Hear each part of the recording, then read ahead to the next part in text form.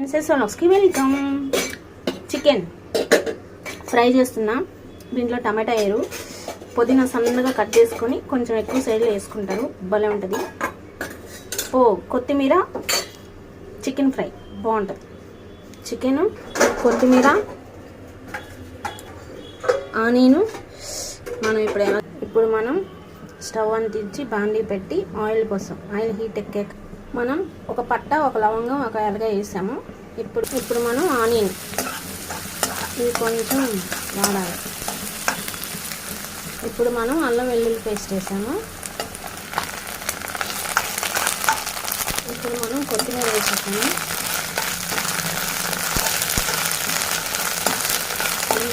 వేయాలి. ఇప్పుడు మనం చికెన్ వేసాము.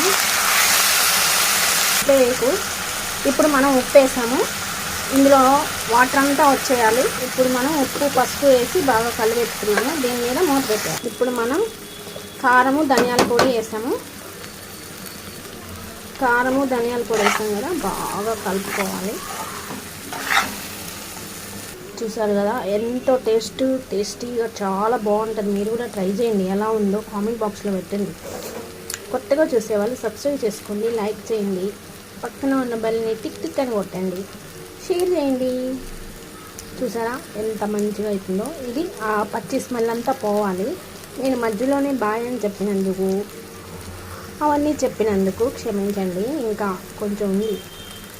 దీని మీద నిమ్మకాయ అలా పిండుకుంటే చాలా బాగుంటుంది. కానీ నాకు నిమ్మకాయ ఇష్టం లేదు, కాకపోతే పిండుకోవాలంటే, తినే ముందు పిండుకుంటే ఓకే. మీరు కావాలంటే పిండుకోండి, లేదంటే స్కిప్ చేసేయండి. చాలా స్పైసీగా ఉంటుంది. పప్పు చారుకి కాంబినేషన్ బాగుంటుంది, చారుకి కూడా బాగుంటుంది. సూపర్ అంటే సూపర్ కూడా ఉంటుంది. మరో టేస్టీ వంటతో మళ్ళీ కలుద్దాం. అంతవరకు సైనింగ్ ఆఫ్. Bye bye. అయిపోయింది ఈసారి, నిజమే.